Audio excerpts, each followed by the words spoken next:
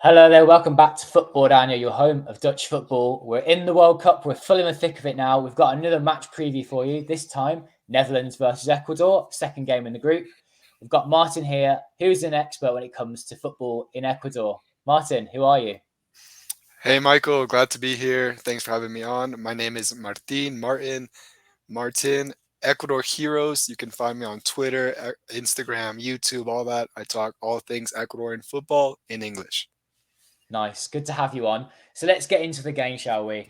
So Ecuador beat Qatar, looked pretty comfortable. Was it flattering on Ecuador? Netherlands beat Senegal. It was a bit of a pragmatic win rather than really flashy, but Senegal are a good side. So where do you think this leaves both sides going into this? Yeah, it's huge. It's the Netherlands and Ecuador, both teams have 3 points, 2 goals, zero conceded. So this match in particular is one to decide who will be going to the round of 16 Definitely. officially. Yeah. Mm. And I think with Qatar coming up for the Netherlands, that's a chance, if they can get a win here, to play a few different people, to potentially then get 3 wins out of 3 and fly through. But actually, a draw or a even poorer result against Ecuador could really leave the Netherlands in the lurch.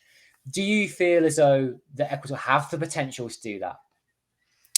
Yeah, definitely Netherlands are the favorites. Ecuador is going into this match as the underdogs, but You must have some confidence. yeah, I believe Ecuador can put up a game against Netherlands. The way we played against Qatar, fantastic football. I know the Netherlands is a giant in the football Mm. world.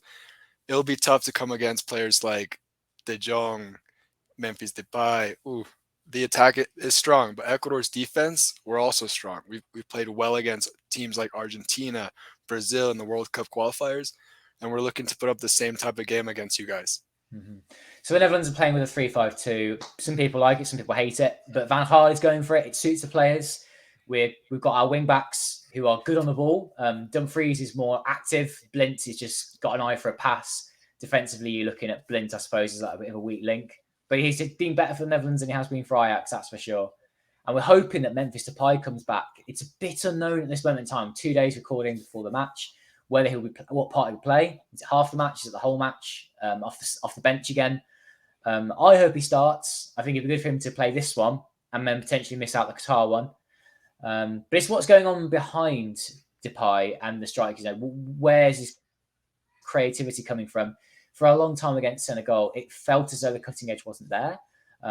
Against a team like Senegal, you'd expect it to be having a few more chances, particularly in the second half. It felt like it was a bit blunt, to be honest. Cody Gakpo was the guy that came up with the goal. He's a bit of magic. He's been did it for PSV this season. I'd love to see him start again.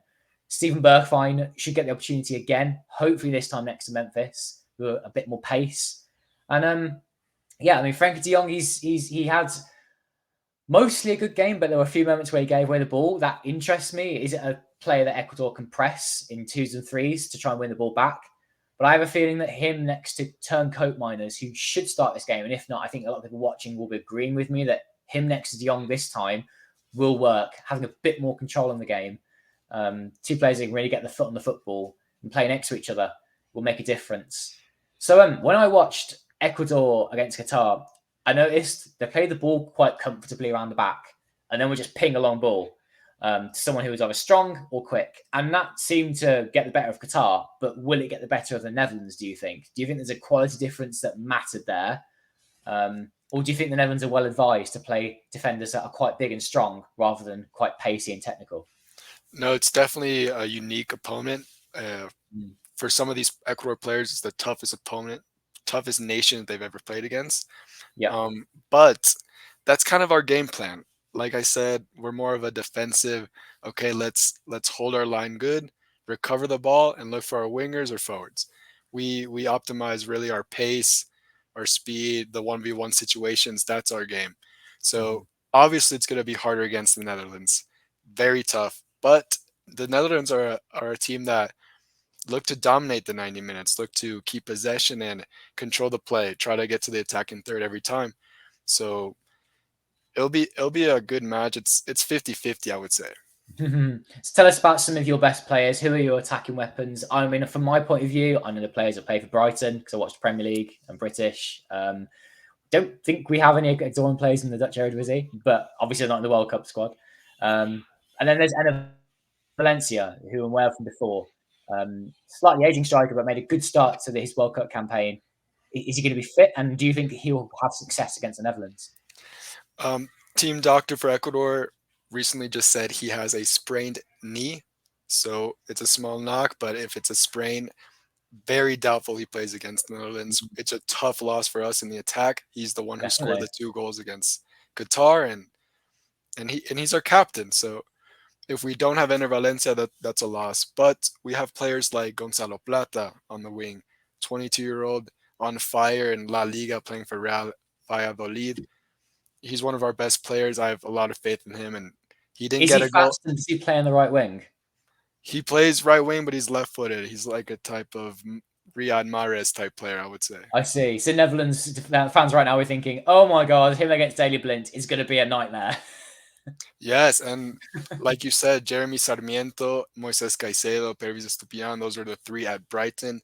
Phenomenal players. Jeremy Sarmiento came in as a sub and was phenomenal Mhm. against Qatar, so we'll probably see him.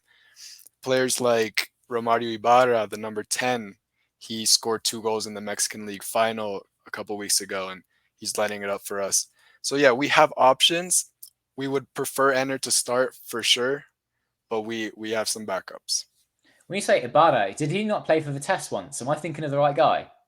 Who did you say? Ibarra, does he not? Did he not play? He's a winger, isn't he? And I think he played for Vitesse. Um, I Quick don't think Google. it's the same one. Yeah, let's check it out. He has a brother, Renato Ibarra, but I don't think he played there either. Right. I mean, it's like they've got pretty much a lot of pace out wide, and that might actually be a worry for the Netherlands if they can get in behind this back five. This time playing Delict. I mean, Delict, he was pulled out a lot to the right back position, and him against a pace striker is wrong.